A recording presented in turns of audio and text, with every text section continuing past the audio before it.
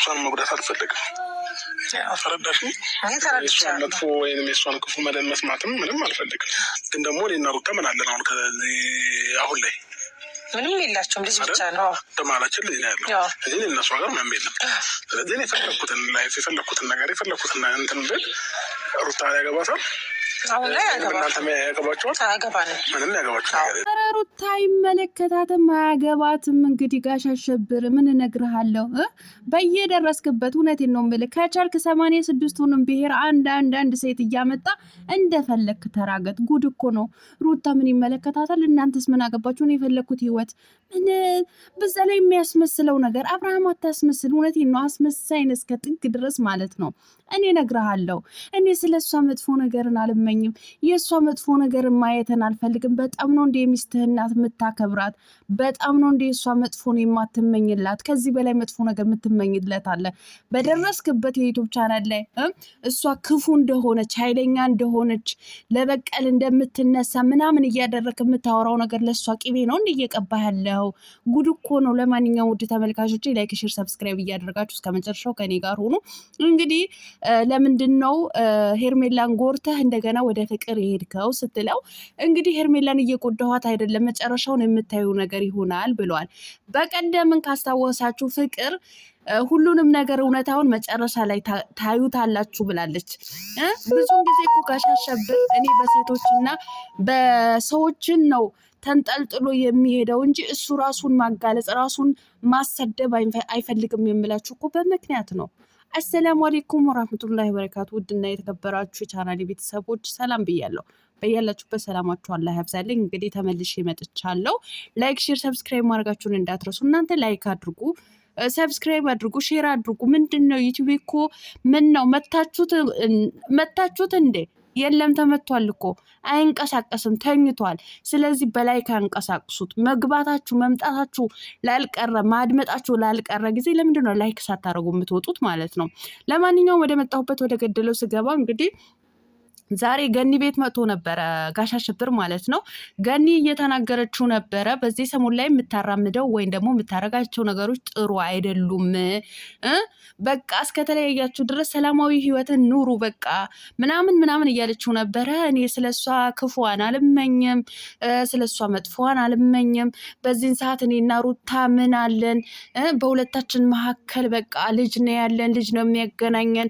ስለዚህ እኔ የፈለግኩት ላይፍ ብኖር እሷ አይመለከታትም። እንደዚህ እሷ እኮ አንተን የተከታተለች እውነቴን ነው የምልህ ለልጇ ስትል ነው። ብዙ ጊዜ እኮ ተናገረች። ልጄን ያላባት ባያድግ አብረን ሆነን ልጃችን ብናሳድግ ጥሩ ነበረ አለች እኮ። ሩታን እኮ አንገቷን እየደፋች ያለችው የአንተ ለማኝ እንደሆነ ሰው ራሷን እያሳነሰች ያለችው እኮ ለልጇ ለልዑሌ ስትል ነው እንጂ ስላንተ ብላ አይደለም። ልንገርህ በዚህ አጋጣሚ ማለት ነው። አይመለከታትም እኛ እኮ አስረግጠን ነው የምንነግርህ ጋሽ አሸብር ማለት ነው። አይደለን ከፍቅር አይደለን ከሄርሜላ ከቅምቅም አያትህ ራሱ እንደፈለክ መሆን ትችላለህ። እውነቴን ነው የምልህ እንደፈለክ ማለት ነው። ግን አታስመስል በቃ ማስመሰል በጣም ነው የሚደብርብህ ማለት ነው። እኔ ስለሷ ክፉ አልመኝም፣ እኔ ስለሷ መጥፎ በጣም ተው እንጂ። ስለ ሩታማ በጣም ነው ክፉ የምትመኘው ማለት ነው። የልጅህ እናት ሚስት በሚዲያ እንድትሰደብ እንድትንቋሽሽ አንገቷ እንዲያስደፋት የምታረጋቸው ጥረቶች እጅግ በጣም ብዙ ናቸው። እኔ እነግርሃለሁ በዚህ አጋጣሚ። እኔ ሌላው ቢፈራ እኔ ልፈራ አልችልም ማለት ነው። እውነቱ ስትነግርህ ማለት ነው። ሴት ልጅ መከበር ስላለባት ማለት ነው። አንተ እንደፈለግ የምትናገራቸው ቃላቶች እኮ ነገ አንድ ወጣት ተነስቶ በሚስቱ ላይ እንደፈለገን እኮ ነው እንደዚህ አይነት ታክትን የሚያሳየው ማለት ነው። አንተ እኮ በእኔ ተወስዶ ምናልባት እንኳ ሌላ ሰው እንደዚህ አይነት ተግባር ሊተገብር ይችላል ወይ ብለህ እንኳ እኮ አታስብም። አንተ የምታስበው ቪው፣ አንተ የምታስበው ሰብስክራይብ፣ አንተ የምታስበው የምታገኘው ዶላር፣ ከዚህ ሌላ የምታስበው ነገር የለም። ገባ?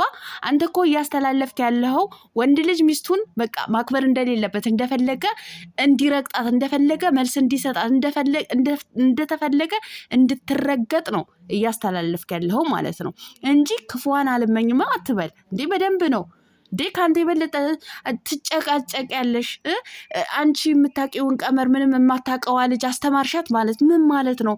እንደ ተንኮለኛ አድርገህ ነበር እኮ ሩታን እየተናገርክ የነበረው ማለት ነው። ከዛ በፊት እኮ ሩታን ባፈቀርካት በወደድካት እኮ ሚዲያ ላይ ስለ ሩታ ነበር ስትለፈልፍ የነበረው ማለት ነው። ሰው እስከሚስቅብህ እስከሚሳለቅብህ ድረስ ማለት ነው። ዛሬ የፈለክበት ደረጃ ስትደርስ ግን ሩታ እያንቋሸሽክ ነው። ያስጠላል። በጣም ነው የሚደብረው አብርሃም ማለት ነው።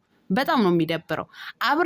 አብረሃት ባትሆን እንኳ ማለት ነው የልጅህ እናት ናት። ገባ? ሚስትህ ማለት ነው። ሚስትህ ማለት ነው።